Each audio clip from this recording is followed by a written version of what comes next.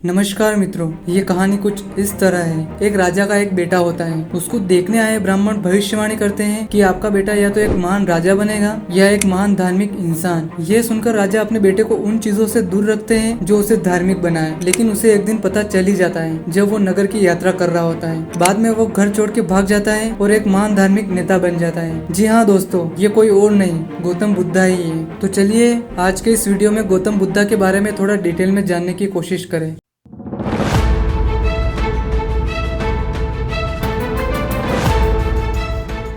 गौतम बुद्ध को China, Korea, Japan और तिब्बत में या तो बुद्ध या शाक्य मुनि कहा जाता है और श्रीलंका और साउथ ईस्ट एशिया में या तो गौतम बुद्ध या समान गौतम कहा जाता है। बुद्ध यानी one who has awaken from the deep sleep of ignorance and open his consciousness to encompass all objects of knowledge. इसके और भी बहुत सारे मीनिंग है, जैसे enlightened one, become aware of, to know, be conscious again, to awaken और to open up. उनके वंश का नाम गौतम था। वैसे उनका वास्तविक नाम बुद्धा नहीं है, उनका वास्तविक नाम सिद्धार्थ है, यानी वह जो अपने लक्ष्य को प्राप्त करता हो। बुद्धा वर्ड का यूज अगामास और पाली कैनन में किया गया है और बुद्धा शब्द का सबसे पुराना लिखित record middle of the 3rd century BCE से है, जिसमें अशोका के कई एडिक्ट्स यानी फरमान बुद्धा और बुद्धिज्म को मेंशन करते हैं। गौतम के बारे में जब वो जीवित थे तब या उसके बाद 1 या 2 सेंचुरी तक कोई रिटर्न रिकॉर्ड नहीं है। सबसे पुरानी बुद्धिस्ट मनुस्क्रिप्ट गांधारन बुद्धिस्ट टेक्स्ट है जो गांधार में पाई गई है। गांधार जो भी पाकिस्तान और अफगानिस्तान का हिस्सा है और ये टेक्स्ट गांधारी में लिखे गए हैं। गांधारी एक प्राकृत लैंग्वेज है।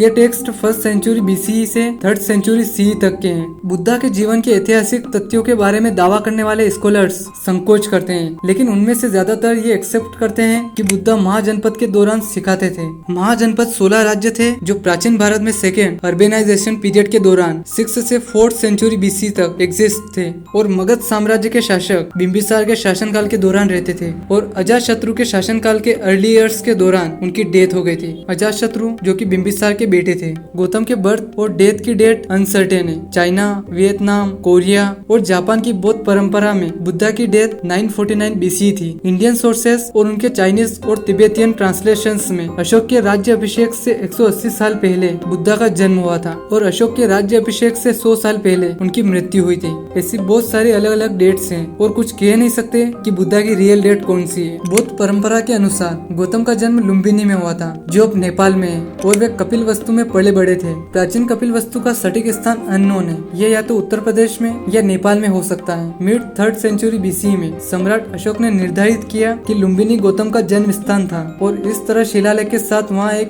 स्तंभ स्थापित किया। उस पर यह लिखा गया था, this is where the Buddha sages of Sakyas was born, यानी यह वह जगह है जहाँ साक्य के ऋषि बुद्धा का जन्म हुआ था। महावस्तु और ललित विस्तारा जैसी बात की आत्मकथाओं के अनुसार माया देवी उनकी माँ जो कि शुद्धोधन की पत्नी थी, वो कोलिया साम्राज्य की प्राचीन राजधानी देवदाह की एक राजकुमारी थी। किंवदंती है कि जिस रात सिद्धार्थ का जन्म हुआ, रानी माया ने एक सपना देखा कि 6 दांतों वाला सफेद हाथी उनके दाहिनी ओर प्रवेश कर गया और 10 महीने बाद सिद्धार्थ का जन्म हुआ। कहा जाता है कि उनके पुत्र का जन्म रास्ते में लुम्बिनी में एक साल के पेड़ के नीचे एक बगीचे में हुआ था। अर्लीस्ट बुद्धिस्ट सोर्सेस का कहना है कि बुद्धा का जन्म गौतम नामक एक कुलीन क्षत्रिय परिवार में हुआ था जो भारत और नेपाल की बॉर्डर के पास रहने वाले राइस फार्मर्स की एक जनजाति शाक्यों का हिस्सा थे। उनके पिता शुद्धोधन शाक्य कबीले के एक इलेक्टेड मुखिया थे जिसकी राजधानी कपिल वस्तु थी, जिसे बाद में कौशल के साम्राज्य द्वारा कब्जा कर लिया गया था। अर्ली बुद्धिस्ट टेक्स्ट में गौतम बुद्धा के बारे में बहुत कम जानकारी है। वैसे गौतम बुद्ध से रिलेटेड उनके जन्म की एक कहानी है। जब उनका जन्म समारोह हो रहा था तो एक साधु उनको देखने आए थे। उन्होंने उन्हें देखकर कहा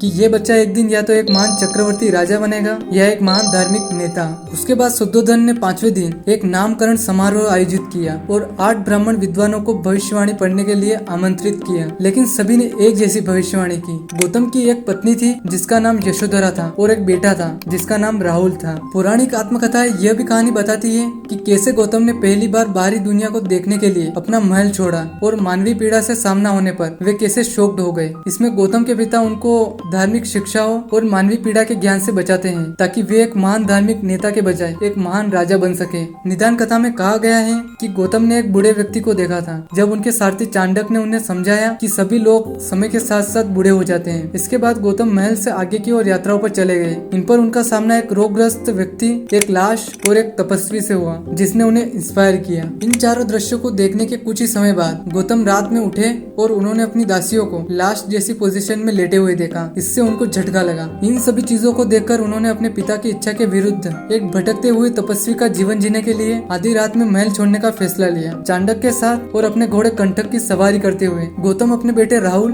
और यशोधरा को पीछे छोड़ते हुए महल छोड़ देते हैं। उन्होंने अनोमिया रिवर को ट्रेवल किया और अपने बाल कटवा लिए। अपने नौकर और घोड़े को पीछे छोड़कर वह जंगल में चले गए और वहाँ भिक्षुक के कपड़े पहन लिए। अर्ली टेक्स्ट में एस्केटिक टेक्निक्स में बहुत कम भोजन का सेवन, ब्रीथ कंट्रोल करने के कई तरीके और फोर्सफुल माइंड पर कंट्रोल करना, ये सब इंक्लूड है। टेक्स्ट में बताया गया है कि उनकी हालत ऐसी हो गई थी कि उनके शरीर की हड्डियां साफ साफ दिखाई देने लग गई थी। लेकिन गौतम को एहसास हुआ कि इससे निर्वाण प्राप्त करने में कुछ भी मदद नहीं मिलेगी। ऐसा कहा जाता है कि उनके संन्यास त्यागने के कारण उनके 5 साथियों ने उन्हें छोड़ दिया था। उन्होंने बिहार के बोध गया में एक पीपल के पेड़ के नीचे निर्वाण प्राप्त किया, जिसे बोधि वृक्ष के नाम से भी जाना जाता है। जैसा कि पाली कैनन के कई टेक्स्ट में बताया गया है कि बुद्धा 7 दिनों तक बोधि वृक्ष के नीचे बैठे रहे। इसके बाद बुद्धा ने लोगों की भलाई के लिए एक संघ बनाया और कई सालों तक दुनिया भर के कई अलग अलग स्थानों पर जाकर शिक्षा दी। कई वर्षों बाद उन्होंने अपने अंतिम ध्यान में प्रवेश किया, जिसे परिनिर्वाण यानी अंतिम निर्वाण के रूप में जाना जाता है। अंगुलीमाल की कहानी पाली, संस्कृत, तिब्बती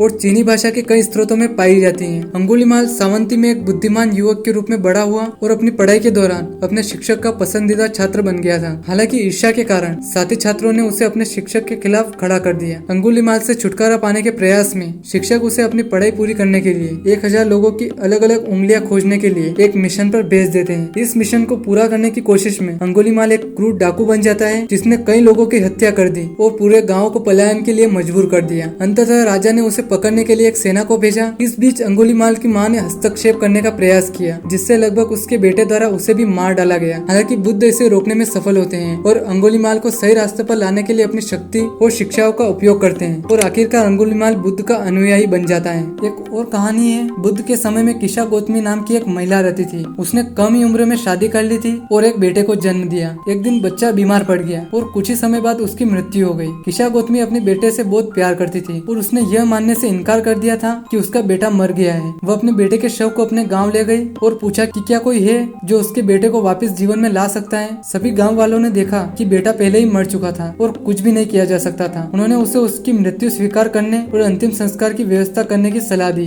बड़े ही दुख में वह अपने घुटनों के बल पर गिर पड़ी और अपने बेटे के शरीर को अपने शरीर से चिपका लिया। गाँव के एक बुजुर्ग को उस पर दया आ गई और उसने उसे बुद्ध से परामर्श लेने का सुझाव दिया। वह तुरंत बुद्ध के निवास पर चली गई और उसने अपने बेटे को वापस जीवित करने की प्रार्थना की। बुद्ध ने कहा कि मेरे पास आपके बेटे को वापस जिंदा करने का एक तरीका है। किशा गौतमी ने कहा कि मैं अपने बेटे को वापस लाने के लिए कुछ भी करूंगी। बुद्ध ने कहा, अगर ऐसा है तो मुझे चाहिए कि आप मेरे लिए कुछ खोजें। मेरे लिए एक सरसों का दाना लाओ, लेकिन यह उस घर से लाना चाहिए जिस घर में रहने वाले किसी भी व्यक्ति के परिवार का कोई भी व्यक्ति ना मरा हो। इस बीज को तुम जैसे ही मेरे पास लाओगी और तुम्हारा पुत्र जीवित हो जाएगा। किशा गौतमी सरसों के बीज ढूंढने की कोशिश में घर घर गई। पहले घर में एक युवती ने उसे कुछ सरसों के बीज देने की पेशकश की, लेकिन जब किशा गौतमी ने पूछा कि क्या तुमने अपने परिवार के किसी सदस्य को खोया है, तो युवती ने कहा कि उनकी दादी की कुछ ही महीने पहले मृत्यु हो गई थी। वह दूसरे घर में चली गई। उन्होंने भी कहा कि कुछ ही वर्ष पहले मेरे पति की मृत्यु हो गई। तीसरे घर ने चाचा को खो दिया और चौथे घर ने एक चाची खो दी। वह एक घर से दूसरे घर जाती रही। सभी का जवाब एक ही था, हर घर ने अपने परिवार में एक न एक सदस्य को खोया था। किशा गौतमी को आखिरकार यह एहसास हुआ कि दुनिया में ऐसा कोई नहीं है जिसने कभी अपने परिवार के किसी सदस्य को ना खोया हो। अब वह समझ गई कि मृत्यु जीवन का स्वाभाविक हिस्सा है। उसने अपना दुख भुलाकर अपने बेटे को जंगल में दफना दिया, फिर बुद्ध के पास लौट आई और उनकी शिष्या बन गई। कई हिंदू दावा करते हैं कि बुद्धा हिंदू थे और भगवान विष्णु के 90 अवतार थे। हालांकि बुद्धा की शिक्षाएं वेदों के अधिकार और ब्रह्म आत्मा के कॉन्सेप्ट को इनकार करती हैं। इसी वजह से हिंदुइज्म के 6 ऑर्थोडॉक्स स्कूल से अलग बुद्धिज्म को आमतौर पर नास्तिक स्कूल में क्लासिफाई किया गया है। और सिख धर्म में बुद्ध को 24 अवतार में से विष्णु के 23वें अवतार के रूप में मेंशन किया गया है। तो ये थी कहानी